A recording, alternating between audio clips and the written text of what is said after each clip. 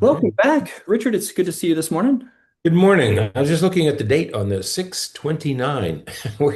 And it hit me yesterday. We're a day away from the halfway point, Yep, we are. right? June is month six, right? So we're halfway there. If you had to get it done in 2025, you're down to the second, you're ready to begin the second half. This is about the time that you say that every year, so I was Right. waiting for it. Well, Uh, if Miss Cassie was still here, we'd be counting down the days until Christmas. It that just was starts the other.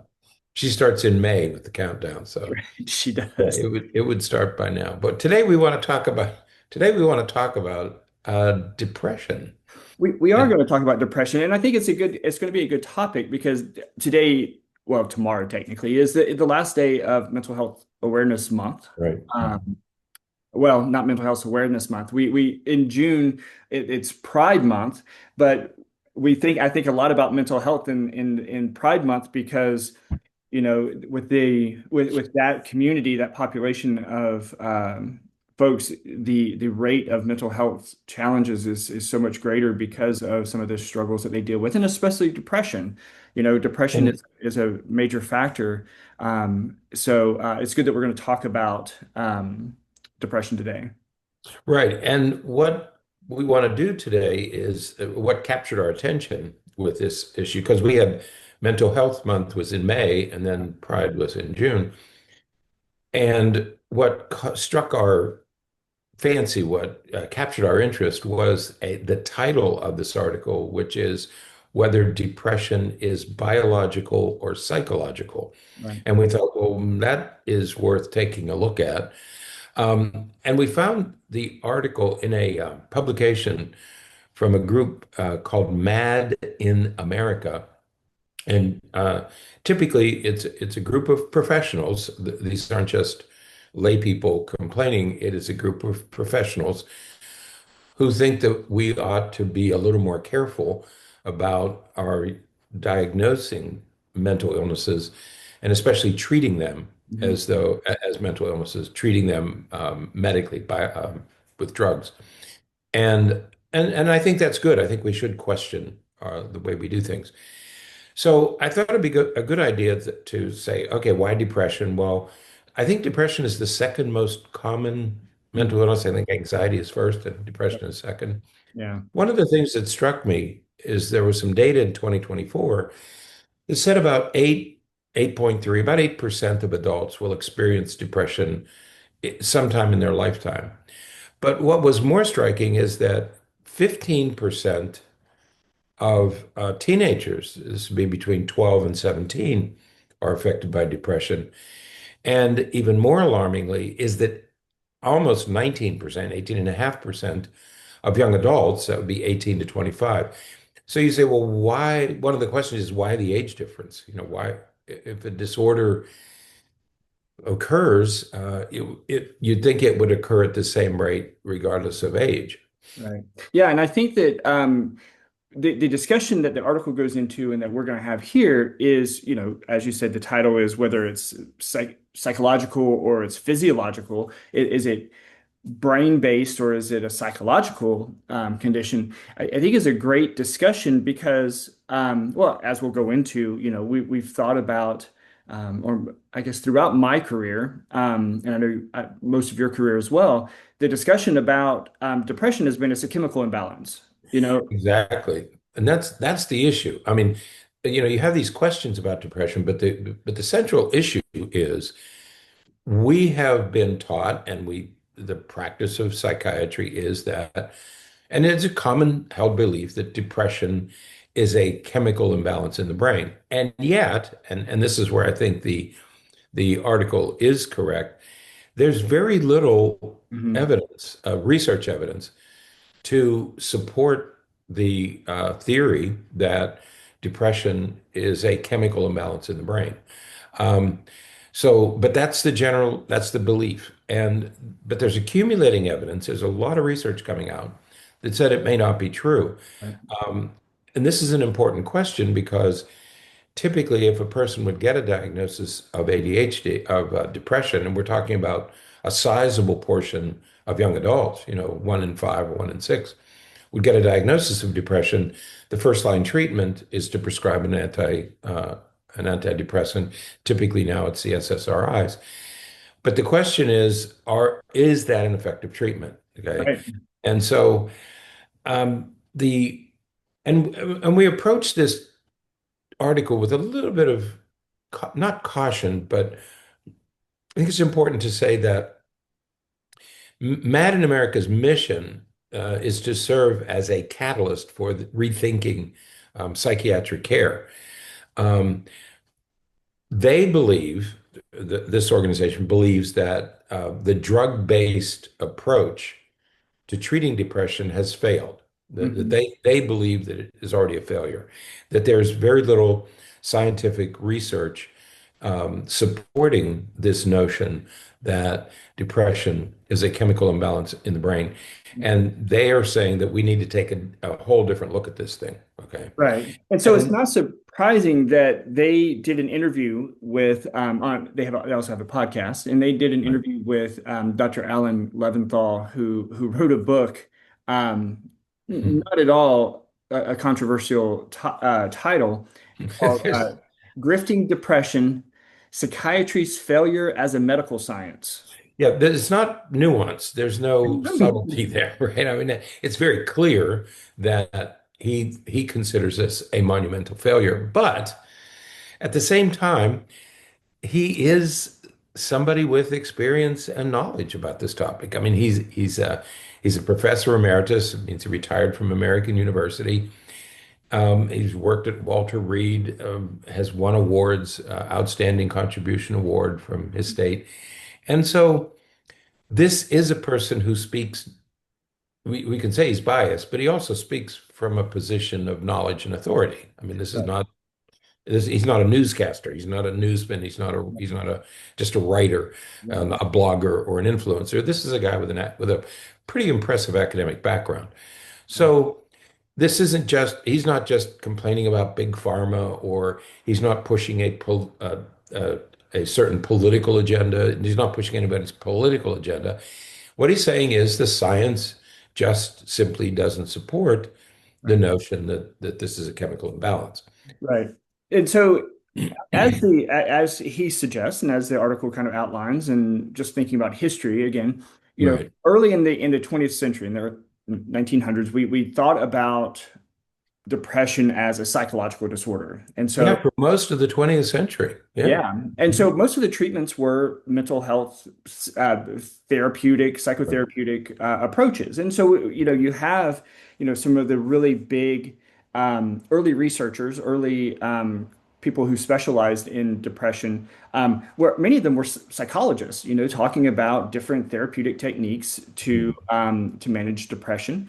But then, there was this shift that started, it started in the 70s, and certainly by 1980, when the DSM-3 was published, that shift really started to really be noticed when it went from more of a psychological disorder to a physiological disorder. And noting that this was sort of almost universal in Mhm. mental health. I mean, they started talking about all mental health conditions as being more physiological, perhaps, than psychological, because we were talking about heritability rates. We were really starting to notice that, hey, some of these things tend to run in families, and if they run in families, there's probably a biological basis to it. And if there's a biological basis to it, then now maybe these are brain-based. Maybe all of these are very brain-based conditions. And it's worth mentioning here that because I remember when this occurred, because when I started my career, I started with DSM-3. Hmm. Um, early, late 70s, early 80s. And I can remember these discussions because I was working in a medical school at the time, and I can remember discussions about this stuff. Um, I think that most people will recognize this shift when it comes to alcohol abuse, because there was a long time when alcohol abuse was considered a moral failure, Hmm. and that's what AA was based on, that this is a moral failure, that this is weakness, that this is, you need to get back to, you need to put your faith in something other than yourself and blah, blah. And then it shifted to, no, this is a disease like any other disease. And I think that's where this shift, this paradigm shift from this is a moral problem, a psychological problem, to a disease entity, that this is that there's something in the brain of an alcoholic, of a person who uses alcohol to excess. And I think that's where we're more familiar with this paradigm shift from psychological moral issues to a medical brain-based issue. Right. But it also happened with everything else. It happened with depression, anxiety, ADHD. Suddenly there was this shift. And I can remember the MRI scanner had just, CT came out in 1968, and then MRI came out in the 80s. And they said, well, now we have a way to actually image the brain and look for these brain differences. And hopefully we can correlate brain differences with mental illness. And there was great hope that this would happen. And that was reflected in the third edition of of the Diagnostic and Statistical Manual, which was published in 1980. Right. But as a result of this paradigm shift, what we saw is a significant increase in the number of people diagnosed with, With again, we're depression. focusing on depression, 5 times as many people were diagnosed with depression, but yet the outcome, and despite this paradigm shift and despite the Right. way that treatment shifted as a result, the outcomes weren't any better. And in fact, many times they were much worse. Right. Yeah. And there's plenty of literature that says prior to 1980, if we use these techniques with people with depression, we had a certain percentage of recovery and less relapse. After we started treating it with drugs, the outcome was not, the outcome data began to decline. Say that we're not as effective. We're not treating depression as effectively as we once did. So the drugs didn't seem to really help. And that's what he's saying. That's what he says in the article, that there's very little scientific evidence that um, using drugs, using antidepressant medications, made treatment any better. And he claims that it actually made it worse. And I have a theory about that, but we'll talk about that a little bit later. Right. So what he's saying is that there's very little evidence to suggest that antidepressant drug treatment for depression was effective. Okay, Yeah. but we're now with DSM-5, so now we're up to 2013, and from 1980 to 2013, which is when DSM-5 was published, we're still treating depression as a biological illness, and we're using lots and lots of antidepressants. Right. Yeah, because as he points out, the and we have talked about this in the podcast, over the past year or so, a few Mhm. times that, the evidence really isn't there to suggest that it is purely biological Right, because, it would make logical sense that if it was a chemical imbalance, that there was something wrong, with the way that the brain was functioning for some reason, that treating it with medication would change that, and we would see right, overwhelming, overwhelmingly positive response to medication. And it's just not true. right, Um, and in fact, you were talking about MRI and some of the brain imaging studies, except for just a few things where we can actually, sort of notably see changes in the brain, like with dementia and maybe sometimes Down syndrome and some other things. Um, there are not even very few. There were really no brain imaging studies that can be done on a diagnostic level for right, individuals with mental health conditions. We can see, sort of aggregate data to suggest that, yeah, people with ADHD or with depression, yeah, their brain sort of works in a slightly different way than people who don't have those conditions. But that's sort of aggregate data. It's like overall, when you look at a whole bunch of people with depression, their brain looks a little bit different than people who don't have depression. right. But it's not diagnostic. And again, if Mhm. you were thinking if it was true that it was biologically based, purely biologically based, then you would be able to look at the brain and say, hey, yeah, see, these people with depression, their brain is very different. It functions Right. and works very different. But when it comes to mental disorders, like Leventhal says in the article, there are only a couple that have documented brain changes. Down syndrome, of course, it's a chromosomal abnormality. The dementias, we can see physiologic changes in the brain.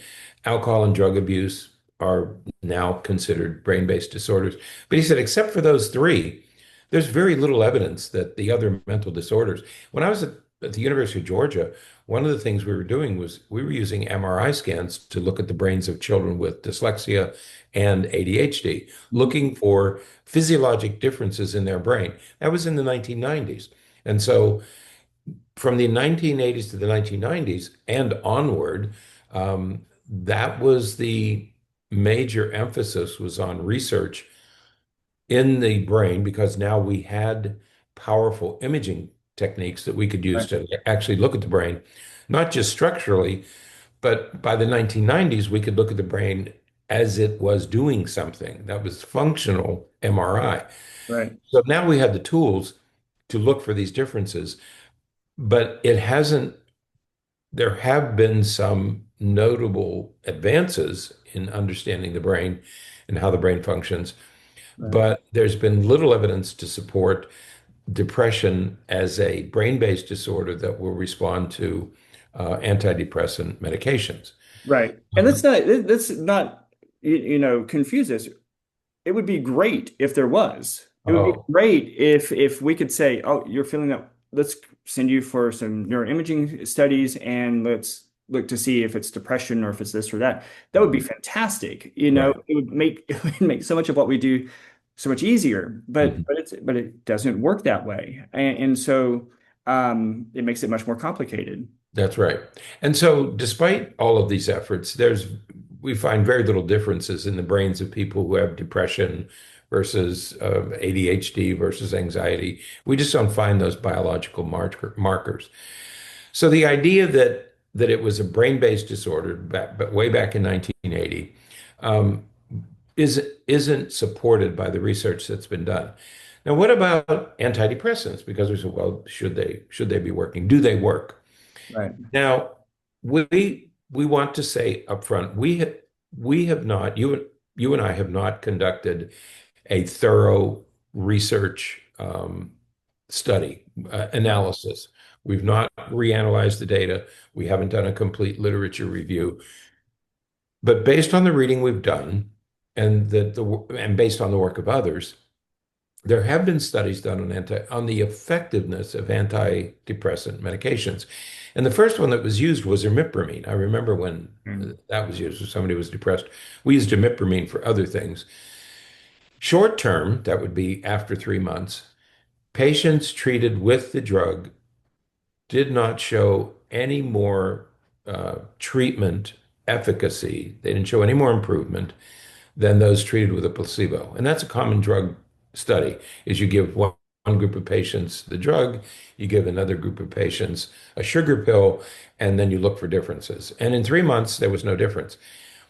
More telling was that after 18 months, there was no difference. There was no discernible difference in long term for patients who did and did not have depression. Okay. Um, and those treated with drugs had higher relapse rates. Right. I I think that you begin to wonder if the reason that you see these differences is because if a person has depression and they're treated with a medication and the medication doesn't work, that person may not be doing the other things they need to do to change other factors that might be causing their depression. Right. Because we see that, and that's a theory.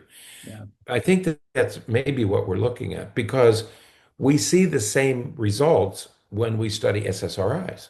Right. Yeah, Okay. and I think that another group of studies that were done that I think is that are really important studies are these studies that compared, you talked about comparing a medication to a placebo. Those Yeah. are critically important studies. But what they've also done with depression is they've compared those treated with medication, those who received a placebo, and those who were not treated at all, oftentimes are Right. called wait list study. Like they're on the wait list to be in the study, but they Right. haven't been enrolled yet, but they will start monitoring them. And what they found is that after a certain number of months, certainly after 18 months or so, um, Mhm. those with placebo, the patients receiving medication, um, were their depressive symptoms continue to be much higher than those who received the placebo and those who weren't treated at all. Right. So And those that's, on the that's wait really list important. is those people got better as well. And so Right. it's like this whole idea that oftentimes people with depression, after a certain amount of time, usually within 3 months is sort of the amount of Yeah. time it's usually documented. But within about 3 months, depressive symptoms tend to remit on their own. Most people who are depressed don't stay depressed for more than that amount of time. And that is not to suggest that, oh, just wait it out, it'll be fine. We're certainly not saying that. However, when you look at the effects that the medications have, and then what might happen if you give it a little bit of time, maybe receive mental health therapy, Mhm. psychotherapy, counseling, um, perhaps those symptoms are going to remit on their own Right. after a couple of months. They might. And I think many of us can remember having bouts of depression. Right. Okay. The times in our life when we feel up, but it did go away without treatment. Right. Okay. So when we study the SSRIs, which is today's frontline treatment, that there are many people who argue that antidepressant medications produce a placebo effect, Hmm. not a drug effect, which means you're getting better because you think the medication's working, not because the medication really is working. And these are not just studies from the US. There have been studies conducted around the world, mainly in Europe. For example, there was a study in Switzerland that said the long-term outcomes um, were better for those who were not treated than were those who were treated. All right. Right. And the other big study, and this study is mentioned frequently, in 2006, the National Institutes of Mental Health put together a large, I mean, this is a huge study called the Sequenced Treatment Alternatives to Relieve Depression. And the idea was they wanted to get all these, they wanted to do a large study across sites to try to find evidence that antidepressants, in fact, were effective. So the goal was to study efficacy of antidepressants. And so they collected 4,000 patients and they studied, once again, short-term effects, which would be 1 month, and long-term effects, which would be 12 months and longer. For short-term effects, this is in a month after treatment, we had remission in 1 out of 3 patients, so about 30% remit, got better. After 12 months, 3% had gotten better.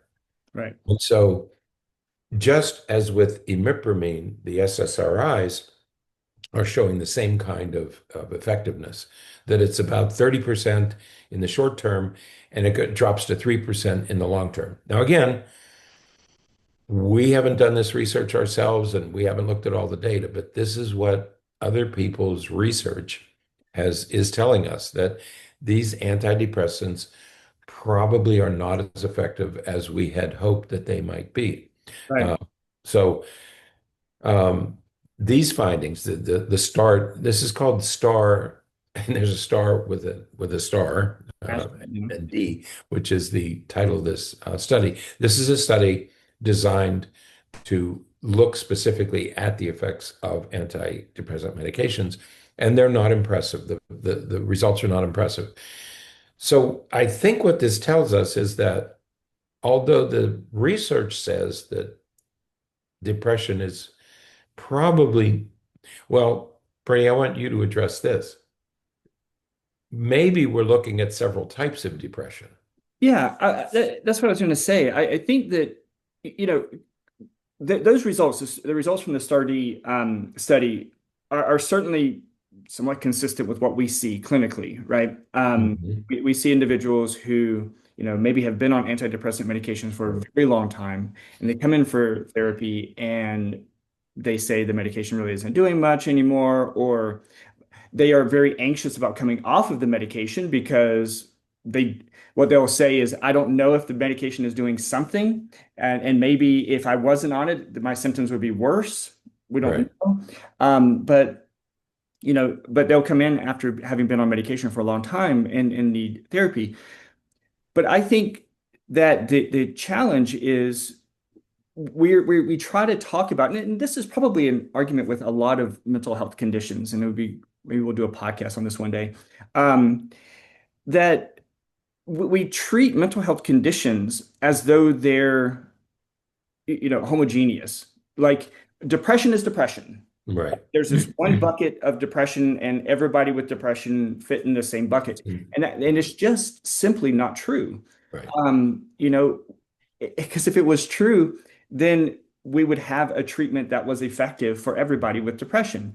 And so what we maybe looking at are people who maybe there are some who have biological depression, who have a quote unquote chemical imbalance, and but there's something physiological that is at the root of those symptoms. And there are some studies to support that. There are studies that look at like case study analyses that look at individuals who are treated for Parkinson's with this treatment called deep brain stimulation, where they go in and actually insert um, you know uh, probes into the brain to stimulate certain areas of the brain to relieve Parkinson's symptoms. And there are many studies, many articles that have been written about people who are undergoing that treatment.